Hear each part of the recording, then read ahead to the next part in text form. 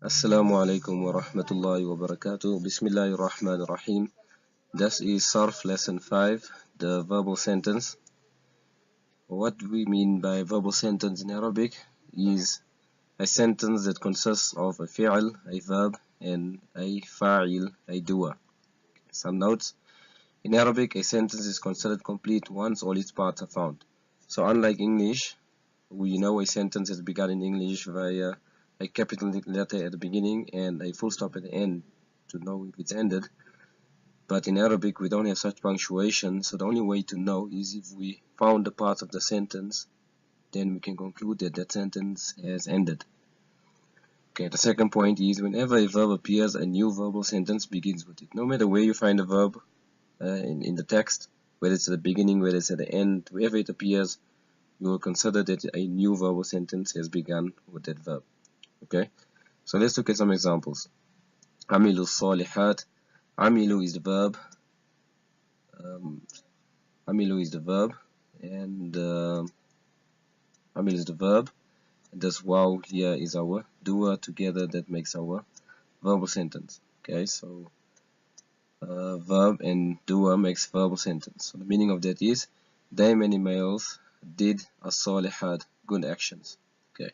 Next one, khalaqna is a verb, and this now over here is our doer, and together they make the verbal sentence. Okay, so khalaqna, we have created as-samawati, the skies. Okay, next one, salaha min abaim. Salaha is a past tense verb, and the doer is inside of it, he.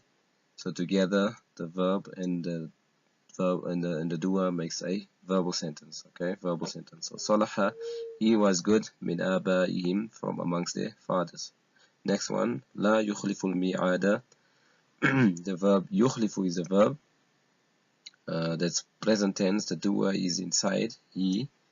So together the verb and the doer makes a verbal sentence. Okay, so if you look properly at this verb yukhlifu, it's not exactly the present tense form I had given you last week. This one has a dhamma over there, so this is a different form of the present tense verb which we will do inshallah later. So the meaning is la yukhlifu al-mi'ada, he is not breaking al-mi'ada, the promise. Okay, next one, yahkumu baynahum. Yahkumu is the verb, the doer is inside of it, huwa, he. So together that makes the verbal sentence. Meaning is يحكم بينهم, he is passing judgment بينهم, between them. Okay, next one, يعلم ما بين أيديهم. يعلم is the verb, the doer is inside of it. يعلم, so he is knowing ما بين أيديهم, what is between them. So يعلم ما بين أيديهم is verb and doer. He is knowing what is in front of them or what is between their hands. Okay, so the verb and the doer makes verbal sentence. Next one, yabsutu rizqa. Yabsutu is the verb, the doer is inside of it, huwa. That's the verbal sentence. Yabsutu, he is spreading out a rizqa, the sustenance. Yafrahuna, verb, present tense, the wow here is the doer. Together that makes a verbal sentence. Okay, yafrahuna, they many males are being happy. يضرب الله الحق والباطل. يضرب is the verb over here, and in this case the word Allah is the doer. Together they make the verbal sentence. Okay, so يضرب الله, Allah has presented al-haqqa, the truth, wal-batila, and the falsehood. Okay, so note in this case the word Allah is the doer. All the other cases the doer was found on the verb or attached to the verb, or implied via the verb. Okay, let's look at the last one, يدخلون. So that's the verb, the doer is that wow over there, that makes our verbal sentence. Okay, so يدخلون, they many males are entering. Okay, so 2 points we learned from this. Number one is the file is always in the state of raf. That means it usually ends with a dhamma. So the state of raf we will discuss in Nahu inshallah, the different types of states. For now, understand that the state of raf is a state that a noun is in, and that state is usually represented or expressed with a dhamma. Okay, when I say dhamma, I mean one dhamma or two dhammas. It's the same thing. Okay, so the state of raf is usually expressed with a dhamma. Okay, that's what you should know for now. So if you look at the examples over here, the only one where we have a standalone noun being the doer is this one with the word Allah is the doer. So it's a standalone noun, and you can see it's ending with a dhamma, so it means in the state of raf. So the file is always in the state of raf, meaning it usually ends with a dhamma. However, there's different ways to express the state of raf. The dhamma is just the usual way of expressing it. Okay, so the file is always in the state of raf, and dhamma is the usual expression of the state of raf. Okay, now before we go to the next point, just want to have a look at our patterns again. Okay, so the past tense verb pattern we have done, and the present tense verb pattern also we have done. So what we've learned on the patterns thus far, on the verbal patterns, is that we have a gender for some conjugations. For all the conjugations there's a gender. Some are masculine and some are feminine. Okay, also we know that each conjugation has a different number assigned to the doer in that conjugation. Okay, so he is, or they two are, or they many males are, or she is, they two females, they many females, you one male, you two males, etc., etc. Okay, so that is for the past tense. And the present tense, all of the 14 conjugations includes a gender for each and a number for each. Okay, so that was what we've seen on the patterns before. Now there's another idea which I did not bring to your attention before, but it's the idea that we have the first person. Okay, so what we mean by person or third person is the person who is absent. Okay, so he, they, she, they many males, they two females, etc. All of them are not, they are all absent. Okay, they're not in front of us. And what we mean by second person is the person who is being addressed, the person who is in front of you. So you two males, you female, etc. Okay, and then first person is the person who is doing the addressing. Okay, I or we. So I did this, or I did that, we doing this, etc. So third person is the person who is absent. Second person is the person who is present, and third person is the person who is addressing. Okay, so all our 14 pronouns can be divided into 3 categories. The pronouns that refers to the person who is absent, the pronouns that refer to the person who is present, and the pronouns that refer to the person who is addressing. Okay, so that's what we mean by third person, second person, and first person. Okay, so now if I say singular first person, it would be this conjugation over here, the singular first person. Dual first person would be the next one, and plural first person masculine would be this one over here. Okay, and likewise we can go on for the others. Okay, now the singular first person is number 1 and number 4. Okay, both are singular first person. The first one is just masculine and the fourth one is just feminine. Okay, so first person masculine he, first person feminine she. Okay, so let's come back to the slide where we were at. Okay, so the second point we want to look at is that if a verb's conjugation is singular third person, okay, so singular third person, the fa'il, the doer, is located left of the verb. If not, it is implied with the pronoun within the verb. Okay, so let's look at the examples we have here. So amilu is a past tense verb.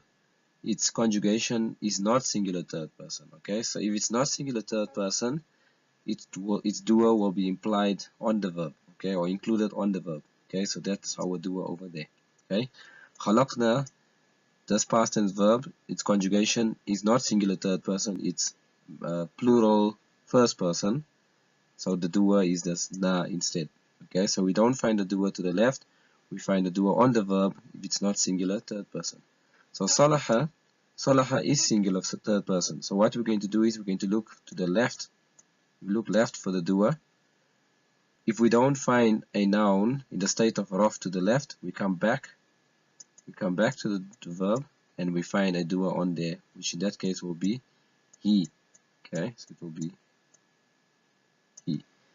Okay, just mind the writing over there. So he one male was good, min abaihim, from their fathers. So whenever we have a verb which is singular third person, the fa'il is located left of the verb. We go left for the verb, for the doer. If it's not found over there, then it is implied with a pronoun within the verb. Okay, so the pronoun within the verb is he. Okay, again, this one over here, yukhlifu, is it singular third person? If you look at your conjugations, you will see that it is singular third person. It's just the present tense version. So it is singular third person. So what we do is we go left, we look for the doer over there. If we find no doer, so what we're looking for is a noun ending with a dhamma. This noun ends with a fatha. So that noun can't be the doer. So we come back to the verb, and we find an implied doer, he, inside of there to be our doer.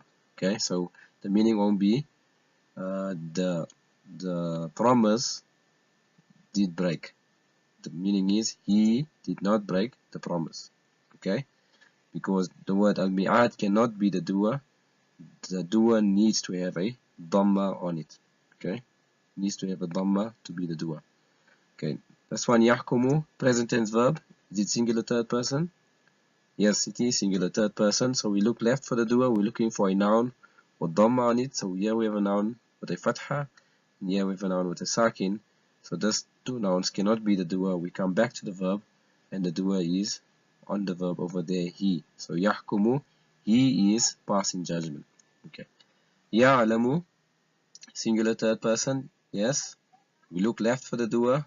There's nothing to the left that can be the doer. We come back to the verb. We find the doer on there, he. Okay. So when the verb is singular third person, we do not use the default he that comes with it on the conjugation. We first look left for a doer. If we don't find a noun with a dhamma on it, which will be then the doer, we come back to the verb and we then use the he or she. Okay. Yapsutu, verb, singular third person, we look left. We're looking for a noun with a dhamma. Here's a noun. Does it have dhamma? Does not have a dhamma. So it can't be the doer. We find the doer back on the verb here, the default, which is he. So yapsutu, he is spreading out a rizqa, the sustenance. Yafrahuna, is it singular third person? No, it is not singular third person. So we automatically use that doer over there. That's our doer. Yafrahuna, they, many males, are happy. Yadribu, it's a verb, it's singular third person, yes. So we go left. We're looking for a noun with a dhamma. Do we have such a noun? Yes, we have the word Allah having a dhamma on it. So that word Allah is our doer. So now the meaning is not he is eating or he is presenting, it's Allah is presenting. Okay, so Allah is our doer. The word Allah is our doer. Okay, next one, yadkhuluna, it's a present tense verb. Is it singular third person? No, it's not singular third person. The conjugation is not singular third person, so we find the doer on the verb, and that's our doer. So that is our verbal sentence. Okay, so just to summarize, the verbal sentence in Arabic consists of a verb and a doer, fi'al and a fa'il. Okay, once we find our fi'al and our fa'il, we can conclude that our verbal sentence is complete. The fa'il is always in the state of raf. Okay, so we'll always have to have a fa'il. We need to always have a fa'il. And that fa'il will always be, of course, a noun, and the noun will be in the state of raf. And that raf is usually expressed with a dhamma at the end of the noun. Okay? Right? So that's the first point. The second point is, if the verb's conjugation is singular third person. Okay, so just going back a bit. So every verb must have a doer. Okay? Every verb must have a doer, which is the fa'il. Now we need to know where to find the fa'il. Okay, so that's where the second point comes in. Where do we find the fa'il? If the verb's conjugation is singular third person, we will look left of the verb for the doer. Okay, that's only if it's singular third person. Right, if we find the doer, which is a noun with a dhamma, to the left of the verb, all good and well. If we do not find a noun that is the doer to the left of the verb, then we come back to the verb and we find the pronoun within the verb, he or she. Okay, and that will be our doer. Okay, inshallah, that is your lesson for today. Please complete the homework, and if you have any questions via email or on WhatsApp or even in our Google Classroom stream, you can post over there. جزاك الله خيرا. السلام عليكم ورحمة الله وبركاته.